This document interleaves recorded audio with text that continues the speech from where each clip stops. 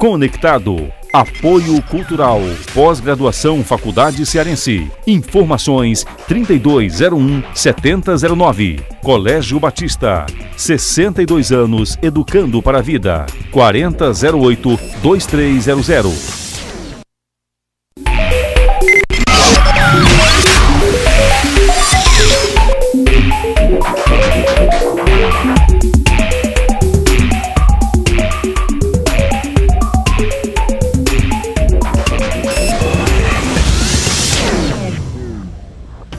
Olá!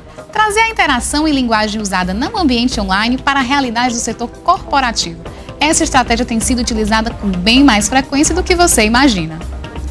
Personificar marcas e produzir conteúdo humanizado é o que iremos conversar com o coordenador de mídias sociais na Maúna Comunicação Interativa, Alisson Vasconcelos.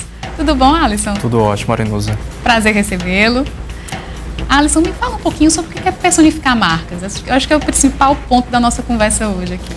Então, nós estamos vivendo um momento que temos muitas empresas no ambiente online, né, transmitindo sua mensagem, vendendo nas redes sociais. E a gente também pode perceber que a linguagem que está sendo usada por elas vem sendo muito humanizado. Por exemplo, um exemplo nacional que nós temos é o Ponto Frio, né, que ano passado vendeu 20 milhões só pelas redes sociais.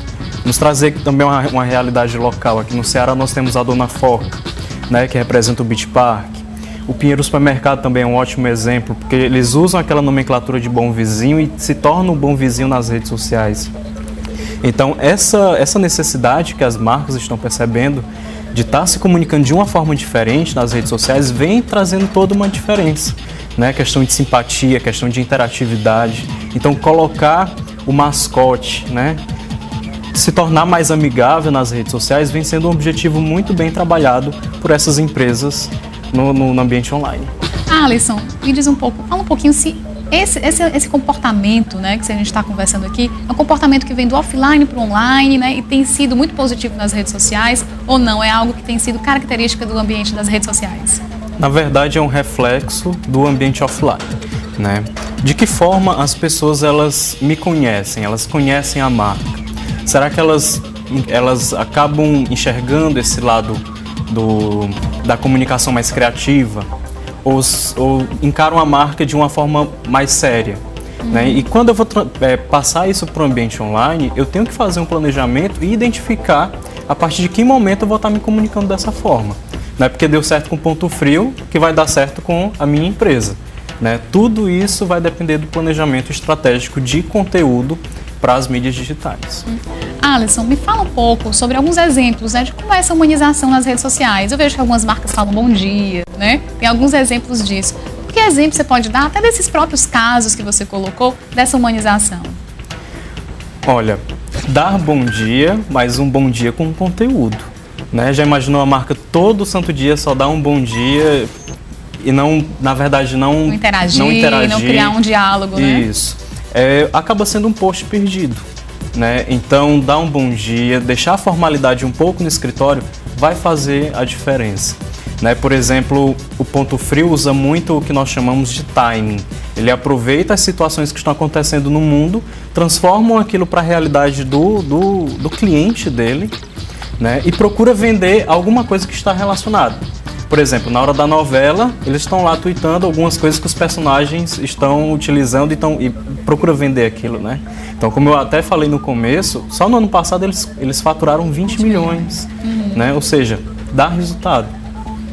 E você tem algum caso aqui cearense para contar para a gente de marcas que estão utilizando? Você falou aí do Pinheiro Supermercado, tem outras que estão utilizando? Nós atendemos lá na Maúna clientes dos dos diversos segmentos, né? E a gente vem procurando trabalhar essa questão de humanização da marca e a gente vem tendo muitos resultados. Por exemplo, nós temos construtoras que hoje elas estão num patamar de destaque local, né? Porque elas procuraram utilizar esse tipo de linguagem. Né? O Pinheiro Supermercado já é líder no segmento dele aqui local. Então, tudo isso é pensado no planejamento. Tudo que a gente vai fazer na vida precisa de um planejamento. Então, está nas redes sociais também.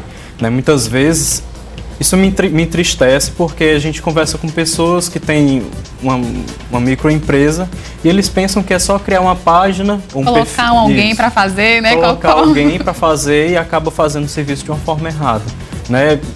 Fala com os clientes lá nas redes sociais, tudo com caps, ou seja, a pessoa não sabe que está gritando com a pessoa, né? Então, isso, estar nas redes sociais é um trabalho muito sério, né? É um trabalho de comunicação empresarial no ambiente online. E se preocupar, eu acredito que não só com o Facebook, né? Eu acho que algumas empresas até se preocupam, entre aspas, porque criam várias contas, né? E acabam dando atenção, às vezes, mais ao Facebook, deixando as outras contas que criou de lado, né? Não dando atenção devida, né? Então, esse planejamento se estende, inclusive, para várias redes, não é isso? Antes da empresa abrir uma conta, ela deve pensar muito bem. Será que o meu cliente ele vai estar lá no Twitter? Será que ele vai estar lá no Instagram? Será que lá eu vou, pelo menos, encontrar clientes em potencial? Se a resposta for não, não tem motivo para eu estar lá, né? E se eu vou estar lá, que linguagem eu vou usar? Quem que vai estar se comunicando com essas pessoas? Que tipo de conteúdo interno e externo? A linguagem, tudo isso deve ser muito bem pensado antes de abrir uma conta. Qual o conteúdo que é marcante? O que faz dar certo? Me dá algum exemplo sobre isso. Nas redes sociais, a empresa ela tem que, de certa forma, despertar a curiosidade, né? A interatividade e também vender. Por exemplo, o Pinheiro Supermercado, ele trabalha todos os dias a questão do lanche da tarde.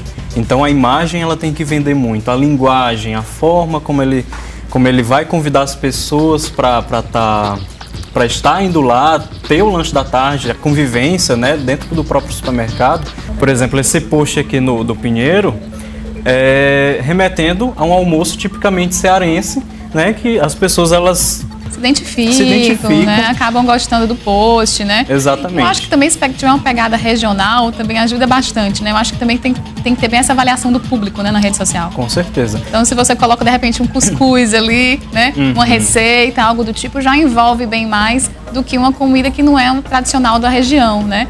Exatamente. Então, a gente está vendo aí a imagem do post, de algumas ações, né, que você pontuou e trouxe pra gente. O Ponto Frio também trabalha com isso, né? O Beach Park. Fala um pouquinho desses outros exemplos. Exatamente. E uma coisa que eu observo muito no Ponto Frio é que até a forma como as pessoas vão lá reclamar porque o produto não chegou é uma forma muito carinhosa, né? Elas chegam e perguntam, pinguim, por que não chegou? Né?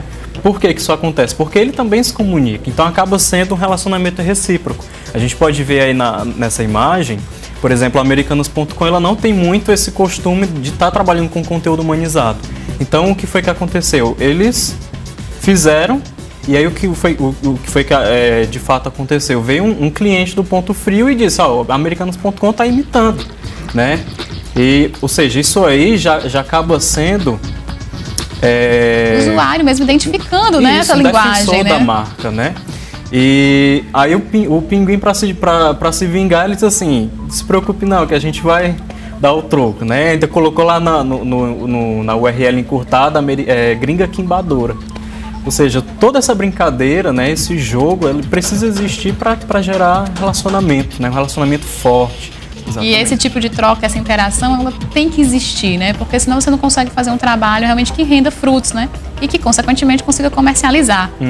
Nós temos um cliente local que a gente atende lá na Maúna, que é a Sucre Patisserie, né? Que por vender doce, ela tem um comportamento doce nas redes sociais, né? Bacana. Então, tudo isso deve ser muito bem pensado, planejado. Aí vem o planejamento mais uma vez, né? Sem o planejamento, a gente não consegue ter sucesso nesse trabalho de marketing digital nas redes sociais. E os anunciantes, assim, quando procuram uma empresa como a sua, como procuram uma ação como essa, ele já vem valor nisso? Né? Assim, ou existe também toda ainda uma questão de mostrar o quanto isso pode trazer de benefício, como um planejamento e como uma ação desse tipo, né, pode trazer de retorno? Eles já procuram isso, já valorizam? Como é que está o mercado? O mercado, muitos empresários ainda não conseguem enxergar a necessidade de estar fazendo investimento nisso, né? Mas, quando procura, a gente precisa explicar o motivo de estar fazendo isso, né? Porque se você não está lá, se você não é encontrado, você não existe. Às vezes a gente encontra uma pessoa que diz que não tem Facebook e parece até que ela vive em um outro mundo, né? Então imagina uma marca onde as pessoas estão falando sobre ela, estão pesquisando estão fazendo críticas sobre seus produtos, sobre seus serviços. Se você não está lá para responder, você vai ter prejuízo, né? Alisson, agradeço demais o nosso papo. A gente tinha mais perguntas aqui para fazer, mas o tempo é curto. Deixa teus contatos para quem quiser continuar falando contigo. Então, ótimo. Para quem quiser acessar o site lá da Mauna, é www.mauna.com.br. O meu e-mail é alisson@mauna.com.br e eu tenho um blog onde eu divulgo, né, algumas dicas para o pessoal que trabalha com redes sociais ou então para empresários que buscam estar investindo nisso, que é o 085 Digital, que é .com.br. Obrigada, Alisson, mais uma vez. Eu que agradeço. Gente, o Conectado fica por aqui. Agora temos uma novidade. Além desse programa, você encontra outros conteúdos em nossa página tv.povo.com.br/conectado. A gente se encontra pela net.